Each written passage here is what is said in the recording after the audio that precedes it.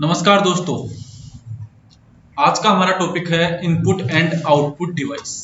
Input and output device, यह topic Rajasthan police, Delhi police, Patwar जैसे exam में पूछा जाता है।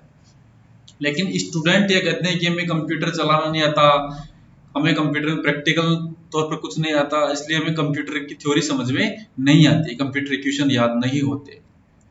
दोस्तों ऐसी कोई बात नहीं, आज मैं आपको ये टॉपिक पूरा क्लियर कराऊंगा। आपको चाहे कंप्यूटर आता है या नहीं आता, आपका कंप्यूटर बेस क्लियर हो या नहीं हो, लेकिन यह टॉपिक आज आपको क्लियर होने वाला है। और इस टॉपिक में से आप 100 में से 100% क्वेश्चन हल करेंगे, ये मेरी 100% गारंटी है। दोस्तों यह टॉपिक बहुत ही सरल भाषा में तैयार किया है हमने, तो देखिए चलते हैं इस टॉपिक पे। Input and output device, topic का नाम है इनपुट एंड आउटपुट डिवाइस। दोस्तों कई लोग क्या सोचते हैं कि इनपुट का मतलब वो है कि कंप्यूटर के अंदर या सीपीयू के अंदर जो पार्ट्स हैं वो इनपुट है और बाहर के जो पार्ट्स हैं वो आउटपुट है। दोस्तों यदि आप भी यही सोच रहे हैं कि कंप्यूटर के अंदर जो पार्ट्स होते हैं वो इनपुट होते हैं, बाहर वाले पार्ट्स आउटपुट होते हैं, तो आप बिल्कुल गलत हो। ऐसा कुछ नहीं है, ये कोई जरूरी नहीं कि कंप्यूटर के अंदर जो पार्ट्स है वो इनपुट है और बाहर जो पार्ट्स है वो आउटपुट है। यदि आप ऐसा सोचते हैं तो बिल्कुल गलत है। ये निर्भर करता है, इनपुट और आउटपुट निर्भर करता है डाटा के ऊपर, कि आप कंप्यूटर को जिन उपकरण से कंप्यूटर के अंदर डाटा इनपुट कर रहे हैं, कंप्यूटर को निर्देश दे रहे हैं, जिन उपकरण के द्वारा वो इनपुट होते हैं, और जिन उपकरण के द्वारा आप कंप्यूटर को जिन उपकरण के द्वारा आप खुद मतलब कि यूजर डाटा प्राप्त कर रहे हैं वो आउटपुट उपकरण होते हैं। देखिए चलते हैं। देखिए कंप्यूटर में डाटा एंटर करने के लिए इनपुट उपकरण तथा सूचना प्रदर्शित करने के लिए आउटपुट उपकरण का प्रयोग किया जाता है। कंप्यूटर में डाटा एंटर करने के लिए इनपुट उपकरण तथा सूचना प्रदर्शित करने के लिए आउटपुट उपकरण का प्रयोग किया जाता है।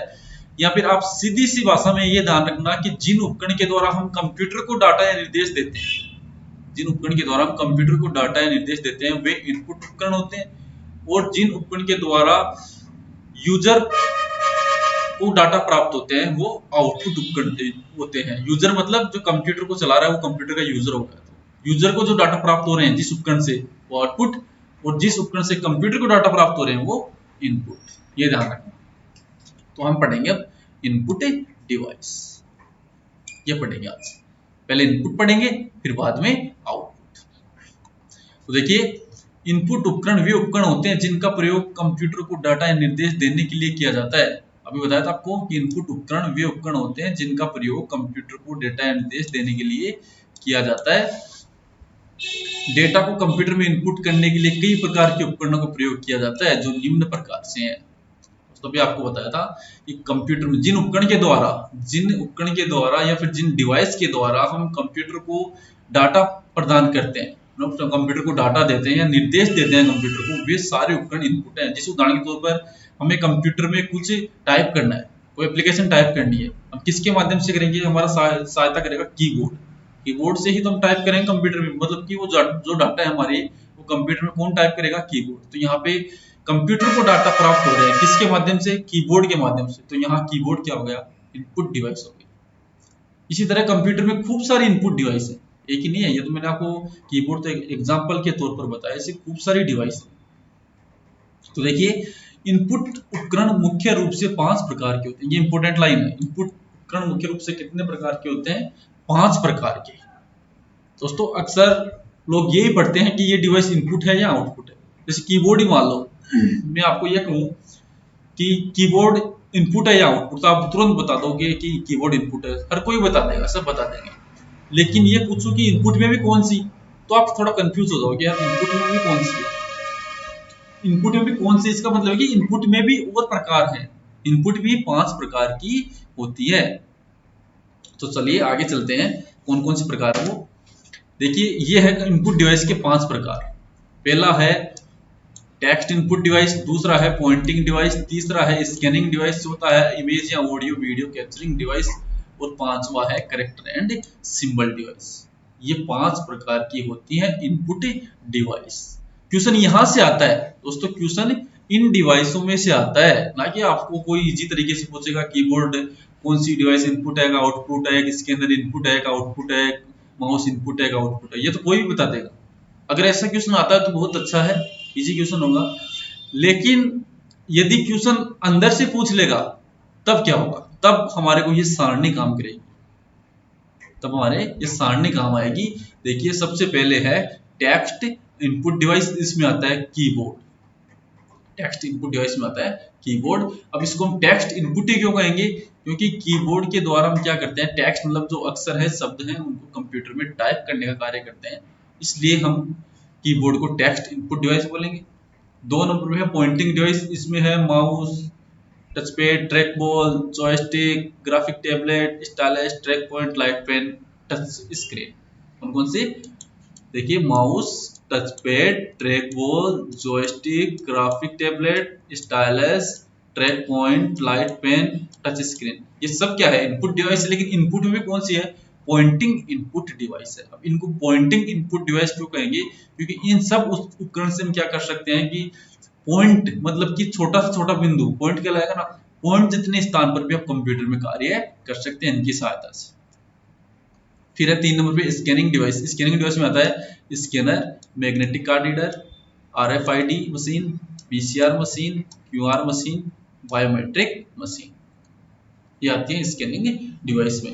अब इन्हें स्कैनिंग डिवाइस क्यों कहेंगे, क्योंकि ये सारी डिवाइस क्या करती हैं कि जो भी डाटा है उनको स्कैन करके कंप्यूटर में एंटर करती है।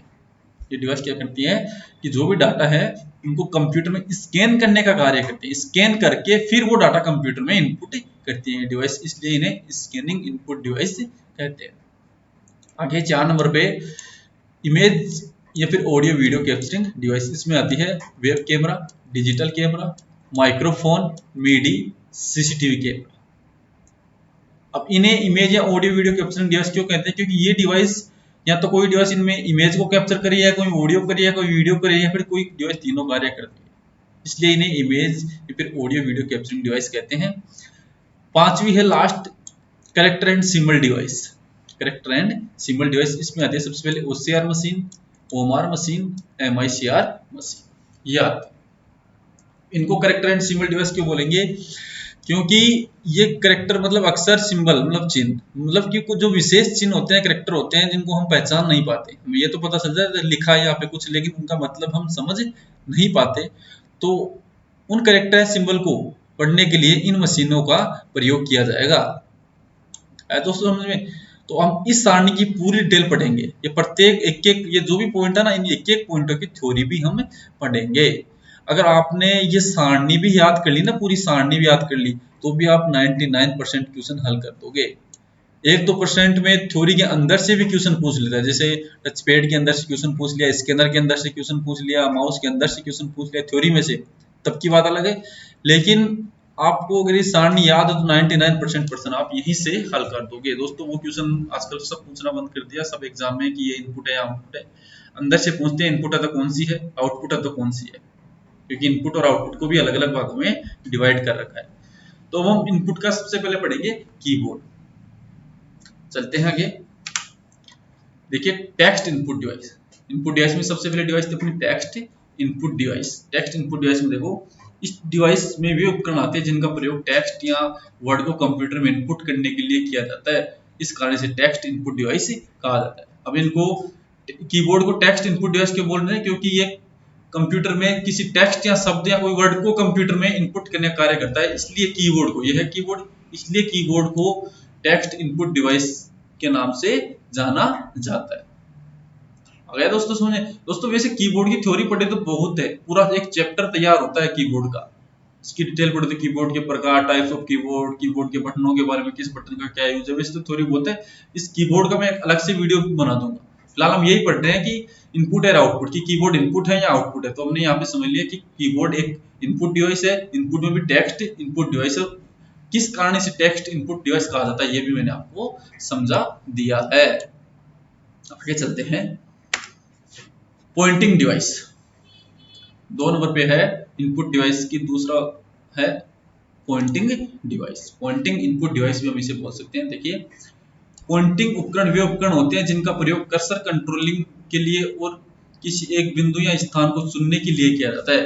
देखिए पॉइंटिंग उपकरण कौन से होते हैं जिनका प्रयोग कर्सर को कंट्रोल करने के लिए, जो कर्सर होता है हमारा स्क्रीन के ऊपर कर्सर होता है उसको कंट्रोल करने के लिए, या फिर किसी बिंदु जैसे स्थान को चुनने के लिए जिनका प्रयोग किया जाता है, वो सब पॉइंटिंग डिवाइस कहलाती है।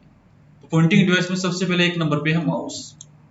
देखिए यह कर्सर कंट्रोलिंग उपकरण होता है जो स्क्रीन पर कर्सर को कंट्रोल करता है। ये सब जानते हो कि माउस कर्सर कंट्रोलिंग उपकरण है। कर्सर कंट्रोल मतलब कर्सर को कंट्रोल करता है स्क्रीन के ऊपर, कंप्यूटर में स्क्रीन के ऊपर कर्सर को कंट्रोल करता है, इसलिए इसे एक पॉइंटिंग उपकरण या फिर कर्सर कंट्रोलिंग उपकरण भी कहा जाता है। आगे समझ में, आगे चलते हैं। Touch pad, pointing input device का दूसरा है टच पैड। लैपटॉप कंप्यूटर में एक टच पैड डिवाइस होती है। यूजर टच पैड की सतह पर अंगुली को फिराकर या फिसलाकर स्क्रीन पर कर्सर को कंट्रोल करता है। अब देखो टच पैड आता है हमारे लैपटॉप के अंदर, ये रहा। जो लैपटॉप में जो खुद का जो माउस होता है, अपने भाषा में बोले माउस, उसे बोलते हैं टच पैड। हम क्या करते हैं, टच पैड के ऊपर कर्सर को चलाने के लिए अंगुली को फिराते हैं, फिसलाते हैं, तब हमारा कर्सर मूवमेंट करता है, कर्सर चलता है। आया समझ में? ये भी एक टच पैड होता है, ये भी है कि टच पैड जो माउस है, माउस से भी कर्सर चलता है और इससे भी कर्सर चलता है। फर्क यह है कि माउस से माउस को खुद को चलाते हैं और टच पैड में इसके ऊपर अंगुली को फिराते हैं तब कर्सर चलता है। तो टच पैड भी क्या है, एक पॉइंटिंग इनपुट डिवाइस है। आगे चलेंगे, ट्रैक बॉल आगे आएगा। ट्रैक बॉल देखो, यह डिवाइस माउस की तरह ही दिखता है। इसके द्वारा कर्सर को कंट्रोल करने के लिए ट्रैक बॉल को अंगूठे या अंगुली से घुमाया जाता है। यह डिवाइस माउस की तरह दिखने माउस की तरह होता है, बस फर्क क्या होता है, ये भी कर्सर को कंट्रोल करता है, लेकिन फर्क क्या होगा कि इसमें एक ट्रैक बॉल होती है। जो बॉल होती है ना, इस बॉल को ट्रैक बॉल कहा जाता है। देखो ये बॉल रही, इस बॉल को, ये गेंद की तरह दिखाई दे रही है ना, इसको गेंद को इसे कहते हैं ट्रैक बॉल। अब जो माउस ट्रैक बॉल के जो माउस होते हैं उनमें क्या होता है कि इस बॉल को घुमाते हैं, बॉल को घुमाएंगे तब अपना कर्सर मूवमेंट करेगा, कर्सर कार्य करेगा। आया दोस्तों समझ में? नेक्स्ट चलेंगे जॉयस्टिक। पॉइंटिंग डिवाइस का नेक्स्ट आ गया जॉयस्टिक। इसका प्रयोग सामान्यतः कंप्यूटर में गेम खेलने के लिए किया जाता है। देखिए ये होता है जॉयस्टिक, जिसका प्रयोग कंप्यूटर में गेम खेलने के लिए करते हैं। देखा होगा आपने कभी कोई मूवी में, कोई सीरियल में बच्चे कंप्यूटर में गेम खेलते हैं। ये कर्सर के सॉरी माउस के समान ही कार्य करता है। ये भी एक माउस के समान ही कार्य करता है और इससे भी हम पॉइंट जितने स्थान पर भी कंप्यूटर में काम कर सकते हैं। लेकिन इसका मुख्य उद्देश्य कंप्यूटर में गेम खेलने के लिए किया जाता है। तो ये है इनपुट डिवाइस में pointing input device joystick. Next है ग्राफिक टैबलेट। ग्राफिक टैबलेट क्या होता है? देखिए ग्राफिक टैबलेट में इलेक्ट्रॉनिक लेखन क्षेत्र होता है, जिसमें उपयोगकर्ता एक स्पेशल पेन का उपयोग करके छवियां, एनिमेशन और ग्राफिक्स तैयार करता है। जिस प्रकार एक व्यक्ति एक पेंसिल और पेपर के साथ चित्र बनाता है। यह ग्राफिक टैबलेट मतलब इलेक्ट्रॉनिक लेखन क्षेत्र। हमारे पास जैसे उदाहरण के तौर पर मान लीजिए ड्राइंग शीट में जैसे पेपर होता है, एक शीट होती है, अलग से पेंसिल, कलर वगैरह होते हैं, और उसी प्रकार से ये होता है इलेक्ट्रॉनिक लेखन क्षेत्र। इलेक्ट्रॉनिक लेखन क्षेत्र होता है, इसमें हम जो भी ग्राफिक्स बनाना चाहें वो ग्राफिक्स बना सकते हैं। वो ग्राफिक्स आप कंप्यूटर में इनपुट कर सकते हो। जैसे ये है इधर, हम एक तरह से इसका उदाहरण देखें तो हम ड्राइविंग लाइसेंस बनाते हैं तो हम अपने सिग्नेचर करते हैं। एक हमारे को वहाँ पे एक डिवाइस दी जाती है, उसके ऊपर सिग्नेचर करते हैं, वो सिग्नेचर ऑटोमेटिक कंप्यूटर में आ जाते हैं। तो वो भी एक ग्राफिकल टेबलेट होता है। हम इसके ऊपर जो भी गतिविधि करेंगे वो कंप्यूटर में ऐड हो जाएगी। है दोस्तों, नेक्स्ट चलेंगे स्टाइलस। स्टाइलस क्या है? देखो स्टाइलस हमने देखी तो है आज तक, लेकिन ये नहीं पता हमें किसका नाम स्टाइलस है। देखिए यह उपकरण पेंसिल की तरह दिखाई देती है। यह उपकरण पेंसिल की तरह दिखाई देती है। इसका प्रयोग किसी भी टच स्क्रीन का उपयोग करते समय किया जाता है, जैसे स्मार्टफोन, एटीएम मशीन, लैपटॉप आदि। देखिए दोस्तों ये हम पेंसिल की तरह दिखाई दे रही है, इसको बोलते हैं स्टाइलस। ये देखो आजकल ये मोबाइलों में बंद हो गई, पहले मोबाइल में आती थी कि जो फिर से मोबाइल इसी से चलता था पहले। आजकल तो हम उंगली से चलाते हैं, पहले इससे मोबाइल चलता था, मोबाइल के पीछे इसको लगा देते थे। तो ये इसका नाम था स्टाइलस, जो कंप्यूटर में हम इसको पढ़ेंगे। और कंप्यूटर में ये इनपुट डिवाइस का कार्य, इनपुट में भी पॉइंटिंग डिवाइस है, क्योंकि इससे हम पॉइंट जितने स्थान पर भी मोबाइल में कार्य कर सकते हैं। आया दोस्तों समझ में? नेक्स्ट चलेंगे ट्रैक पॉइंट। नेक्स्ट अपना ट्रैक पॉइंट, ये जॉयस्टिक है जो लैपटॉप कीबोर्ड पर स्थित होती है, यह माउस, टच पैड या ट्रैक बॉल के समान ही कर्सर को कंट्रोल करती है। देखिए दोस्तों, ट्रैक पॉइंट ये होती है, ट्रैक पॉइंट इसका क्या कार्य है, ये भी कर्सर को कंट्रोल करने का कार्य करती है, ये भी कर्सर को कंट्रोल करने का कार्य करती है। ये हमारे को जैसे IBM थिंकपैड वगैरह के लैपटॉप होते हैं, उनके कीबोर्ड में हमें देखने को मिलेगा। जिन लैपटॉप के कीबोर्ड में ये हो, आप उसको दबा के देखना, इससे कर्सर चलेगा। इसको जिस साइड में मूवमेंट करेंगे कर्सर उसी साइड में कार्य करेगा। नेक्स्ट चलते हैं, लाइट पेन। नेक्स्ट आ गया लाइट पेन। यह डिवाइस देखने में साधारण बॉल पेन जैसी होती है। यह डिवाइस देखने में साधारण बॉल पेन जैसी होती है। इससे स्क्रीन पर सीधे ही आकृति बनाई जा सकती है। इसके एक सिरे पर पतली टिप होती है, दूसरा सिरा CPU से जुड़ा हुआ होता है। देखिए, यह डिवाइस देखने में साधारण बॉल पेन जैसी होती है। जो लाइट पेन होता है वो एक पेन की तरह ही दिखने में पेन की तरह होता है। इसके एक सिरे पर सीधे ही आकृति बनाई जा सकती है। इससे क्या होता है कि स्क्रीन, जो हमारी कंप्यूटर स्क्रीन है, उसके ऊपर सीधे ही आकृति बनाई जा सकती है। इसके एक सिरे पर पतली टिप होती है, दूसरा सिरा CPU जुड़ा होता है। इसके दो सिरे होते हैं, देखिए ये रहा लाइट पेन, इसका एक सिरा ये तो पतली टिप वाला सिरा है, और ये सिरा कंप्यूटर से CPU से कनेक्ट होता है। यहाँ ये तो CPU में लगेगा और ये सिरा पतली टिप वाला है। और इस पेन की टिप से कंप्यूटर में कोई भी आकृति बनाई जा सकती है। ये जो टिप है ना, इसे कंप्यूटर में कोई भी आकृति आप बना सकते हो। इसका प्रयोग मानचित्र व विशेष मार्क लगाने के लिए, जैसे क्रिकेट में दर्शकों को मैदान में गेंद की स्थिति वर्त बनाकर दर्शाने के लिए किया जाता है। ये लाइन देखो दोस्तों, इससे आप समझ जाओगे इसका प्रयोग कहाँ पे किया जाएगा। क्रिकेट में दर्शकों को मैदान में गेंद की स्थिति वर्त बनाकर दर्शाने के लिए किया जाता है। किसका प्रयोग, लाइट पेन का। तो ये भी हो गया एक पॉइंटिंग इनपुट डिवाइस। आगे चलेंगे, टच स्क्रीन। ये भी आप सब जानते हैं, सब समझते होंगे टच स्क्रीन क्या है। देखिए, टच स्क्रीन एक ऐसा मॉनिटर होता है जिसमें स्पर्श के माध्यम से ही काम किया जा सकता है। टच स्क्रीन एक ऐसा मॉनिटर होता है जिसमें स्पर्श के माध्यम से ही काम किया जा सकता है। इसमें कीबोर्ड या माउस की आवश्यकता नहीं होती। इसका प्रयोग लैपटॉप, स्मार्टफोन, ATM मशीन आदि में किया जाता है। देखिए, जो टच स्क्रीन है वो आप सब जानते हो, मोबाइल में, ATM मशीन में, स्मार्टफोन में, हर जगह टच स्क्रीन काम में। टच स्क्रीन को काम में लेने के लिए हमें किसी कीबोर्ड या माउस की आवश्यकता नहीं है, हम टच करके ही इसमें काम कर सकते हैं। पॉइंट से पॉइंट जितने स्थान पर भी टच करके काम कर सकते हैं, इसलिए एक पॉइंटिंग इनपुट डिवाइस है। आगे चलो, 3 नंबर पे आएगी अपनी स्कैनिंग डिवाइस। 3 नंबर पढ़ेंगे हम स्कैनिंग डिवाइस। स्कैनिंग उपकरण वे उपकरण होते हैं जिनकी सहायता से हम किसी भी हार्ड कॉपी, जैसे पिक्चर, फोटो, टेक्स्ट के डाटा कंप्यूटर में इनपुट करते हैं। देखो, स्कैनिंग डिवाइस कौन सी होगी, जिनकी सहायता से हम किसी भी पिक्चर, फोटो, टेक्स्ट को कंप्यूटर में एंटर करते हैं, वो सब स्कैनिंग इनपुट डिवाइस आएगी। अब स्कैनिंग इनपुट डिवाइस में सबसे पहले आता है स्कैनर। देखिए, स्कैनर को ही ऑप्टिकल स्कैनर कहते हैं। इसका प्रयोग इमेज या हस्तलिखित टेक्स्ट को कंप्यूटर में सेव करने के लिए किया जाता है। देखिए, स्कैनर को ही ऑप्टिकल स्कैनर कहते हैं, ये ध्यान रखना। स्कैनर को हम ऑप्टिकल स्कैनर भी कह सकते हैं। तो इसका प्रयोग क्या है, इसका प्रयोग इमेज या हस्तलिखित टेक्स्ट को कंप्यूटर में सेव करने के लिए किया जाता है। इसका प्रयोग, जो हमारे पास इमेज है या हस्तलिखित टेक्स्ट है, उसको कंप्यूटर में सेव करने के लिए इसका प्रयोग करेंगे। नेक्स्ट चलेंगे, मैग्नेटिक कार्ड रीडर।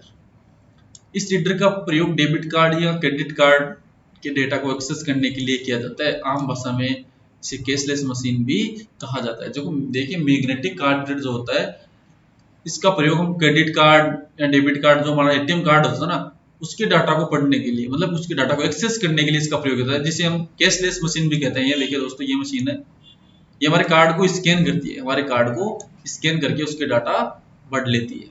इसका प्रयोग हम शॉपिंग मॉल में या पेट्रोल पंप कई जगहों पर देखते हैं। तो ये अपने हमारे कार्ड को स्कैन करती है। उसके जो पीछे ब्लैक कलर की मैग्नेटिक पट्टी होती है, उसमें हमारे कार्ड के पूरे डाटा होते हैं। उस कार्ड के डाटा को ये मशीन स्कैन करके उस डाटा को पढ़ लेती है, इसलिए इसे स्कैनिंग डिवाइस कहा गया है। नेक्स्ट लेंगे, RFID, रेडियो फ्रीक्वेंसी आइडेंटिफिकेशन। ये फुल फॉर्म भी जरूर याद रखना, ये फुल फॉर्म भी एग्जाम में कई बार पूछ लेता है, फुल फॉर्म जरूर याद रखना। देखिए, यह उपकरण अधिक प्रचलित नहीं है। इसका मुख्य काम वस्तुओं, जानवरों, इंसानों को आइडेंटिफाई करना होता है। इसमें कार्ड को रीडर के संपर्क में लाने की आवश्यकता नहीं होती है। कार्ड में एक RFID माइक्रोचिप होता है। जब कार्ड रीडर के कुछ इंच के दायरे के भीतर गुजरता है तो रीडर रेडियो तरंगों का प्रयोग करते हुए यूजर की सूचनाओं को पढ़ लेता है। देखिए, यह एक आता है RFID मशीन, कहती है RFID मशीन, फुल फॉर्म उसकी रेडियो फ्रीक्वेंसी आइडेंटिफिकेशन। इसका क्या काम है? इसका काम वस्तुओं, जानवरों, इंसानों को एक पहचान देने के लिए इसका प्रयोग किया जाता है। इस मशीन का पहचान, देखिए उस पहचान को पढ़ने के लिए इस मशीन का प्रयोग किया जाता है। देखिए ये लाइन है ना यहाँ पे, इसमें कार्ड को रीडर के संपर्क में लाने की आवश्यकता नहीं होती है। ये लाइन इंपॉर्टेंट है, यहाँ पे देखना। अब इसमें क्या होता है, इस मशीन के जो इसमें कार्ड को जो हमारा कार्ड है उसको रीडर मतलब मशीन, मतलब कि कार्ड को रीडर के मशीन के संपर्क में लाने की आवश्यकता नहीं। इस कार्ड में क्या होता है, एक माइक्रोचिप लगा होता है, RFID नाम से माइक्रोचिप लगा होता है। तो उस चिप के माध्यम से क्या करता है, ये कार्ड रीडर को कुछ इंच के दायरे से ही उसके डाटा पढ़ लेता है। ये रीडर क्या करता है, कार्ड के कुछ इंच के दायरे से, कुछ दूरी से ही उसके डाटा पढ़ लेता है। तरंगों के माध्यम से ये डाटा पढ़ता है, और वो भी कौन सी तरंगे, रेडियो तरंगों। मतलब कि RFID क्या होता है कि रेडियो तरंगों के माध्यम से कुछ इंच के दूरी से ही डाटा को पढ़ लेता है। ये देखिए, ये RFID चिप है, हमने देखी होगी पशुओं के ऊपर ये चिप हमने कई बार देखी। ये आती है RFID चिप। इसमें संपूर्ण डाटा होते हैं, इसमें एक पहचान है, एक पशु की पहचान होती है। तो समझ में। नेक्स्ट चलेंगे BCR। BCR मतलब bar code reader. BCR bar code reader, full form याद रखना, BCR की बार कोड रीडर। देखिए, इस उपकरण का प्रयोग प्रूफ प्रिंटेड बारकोड को पढ़ने के लिए किया जाता है। इस उपकरण का प्रयोग प्रूफ प्रिंटेड बारकोड पढ़ने के लिए किया जाता है। बारकोड पहले से तैयार किया गया लाइनों का एक फॉर्मेट होता है। बारकोड रीडर इन लाइनों की संख्या, उनके बीच में छोड़े गए रिक्त स्थान आदि को पढ़कर वस्तु की वैधता या अवैधता की जांच करता है तथा वस्तु का मूल्य और बारकोड के डेटा कंप्यूटर सिस्टम में इनपुट करता है। देखो BCR, ये तो है बारकोड, ये है बारकोड, ये है BCR मशीन, बारकोड मशीन। अब ये मशीन क्या करती है कि जो भी बारकोड है, इन बारकोड को स्कैन करके इस बारकोड में जो भी डाटा है, वस्तु का मूल्य, वस्तु की वैधता, अवैधता, सब डाटा को पढ़कर कंप्यूटर में ऐड कर देती है, कंप्यूटर में इनपुट कर देती है स्कैन करके। इसलिए इसे स्कैनिंग इनपुट डिवाइस कहा गया है। देखा होगा आपने, ये कई जगह पर में, शॉपिंग मॉल वगैरह में, पोस्ट ऑफिस वगैरह में, बैंकों में, कई जगह में ये देखने को मिलती है। आगे आएगी QR। QR की फुल फॉर्म होती है क्विक रेस्पॉन्स। QR मशीन के बारे में पढ़ेंगे, क्विक रेस्पॉन्स। देखिए, इस उपकरण का प्रयोग QR कोड के डेटा को पढ़ने के लिए किया जाता है। इस उपकरण का प्रयोग QR कोड के डाटा को पढ़ने के लिए किया जाता है। QR कोड पुराने बारकोड का अपग्रेड वर्जन है। इसे तेजी के साथ रीड करने के लिए बनाया गया है। सामान्यतः इसका प्रयोग विज्ञापन ऐप्स, फोन पे, गूगल पे, आधार कार्ड में देखा जा सकता है।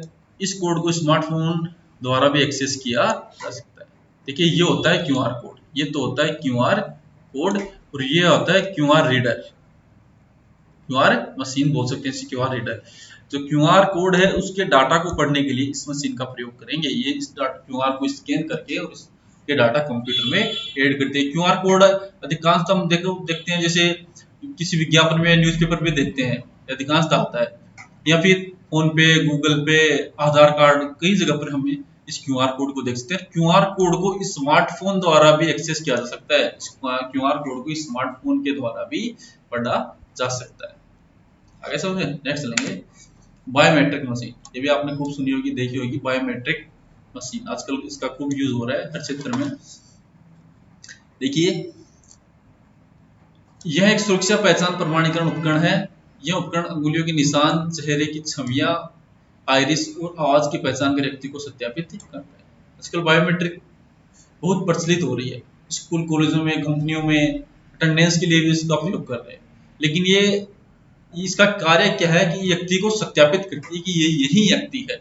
जैसे किन किन संकेतों से करती है, एक तो अंगुलियों से, ये व्यक्ति की अंगुलियों से व्यक्ति को सत्यापित कर सकती है, उसके चेहरे की छवियों से सत्यापित कर सकती है, आइरिस मतलब आंखों के सेंसर से उसे सत्यापित कर सकती है, या फिर व्यक्ति की आवाज सुनकर भी व्यक्ति को सत्यापित कर सकती है। आगे दोस्तों समझ में, ये होती है बायोमेट्रिक मशीन। नेक्स्ट लेंगे 4 नंबर पे इमेज या audio video capturing device. Input device है, इनपुट में 4 नंबर पे आएगी इमेज या ऑडियो वीडियो कैप्चरिंग डिवाइस। इसमें सबसे पहले आएगा वेब कैमरा। वेब कैमरा आप जानते हैं, यह एक इमेज कैप्चरिंग डिवाइस है। इसका प्रयोग मुख्यतः वीडियो चैटिंग या वीडियो कॉन्फ्रेंस के लिए किया जाता है। ये होता है वेब कैमरा।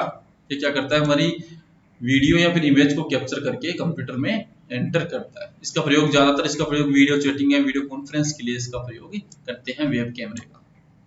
तो ये है एक इमेज कैप्चरिंग डिवाइस, इनपुट की है image capturing device. Digital camera, ये भी आप समझते हैं। नेक्स्ट अपना डिजिटल कैमरा सब समझते हैं। ये एक image and audio capturing device है। इसका प्रयोग इमेज के साथ ऑडियो रिकॉर्ड करने के लिए किया जाता है।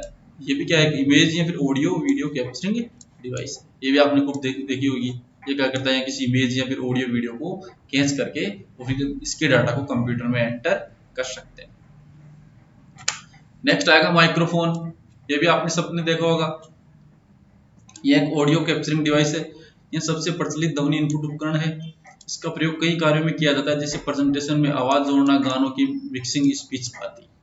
यह एक ऑडियो कैप्चरिंग डिवाइस है। क्या है, एक ऑडियो कैप्चरिंग डिवाइस है और एक प्रचलित ध्वनि इनपुट उपकरण है। ये बात है ना, आजकल सबसे ज्यादा ये माइक्रोफोन ही यूज आ रहा है। ध्वनि इनपुट उपकरण में सबसे अधिक प्रचलित यही हो रहा है। इसका प्रयोग कहाँ करेंगे, जैसे प्रेजेंटेशन में आवाज जोड़ना, गानों की मिक्सिंग, स्पीच मतलब भाषण वगैरह में, किसी गानों की मिक्सिंग वगैरह में इसका ही प्रयोग आज करें। ये अपने माइक्रोफोन, ये माइक्रोफोन, ये भी खूब यूज में लेते हैं लोग ये माइक्रोफोन।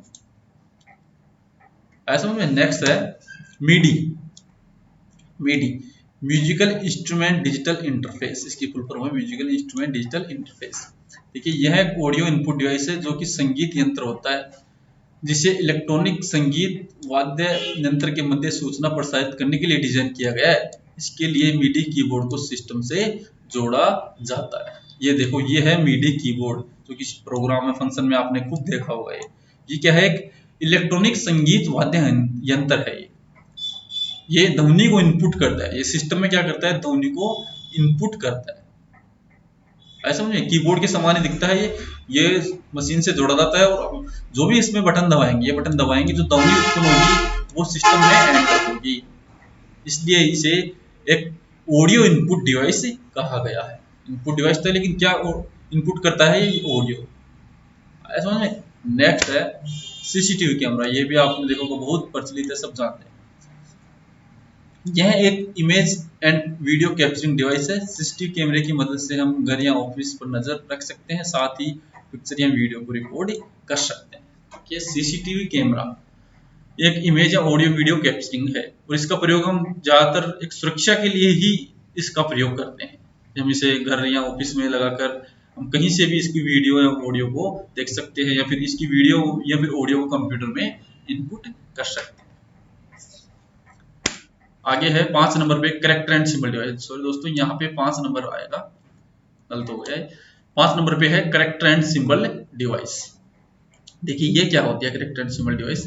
कैरेक्टर एंड चिन्ह पहचानने वाले उपकरण जैसे स्कैनर होते हैं, जो विशेष प्रकार के कैरेक्टर और चिन्हों को पहचानने में सक्षम होते हैं। इस प्रकार के उपकरण विशेष एप्लीकेशन के द्वारा ही कार्य करते हैं।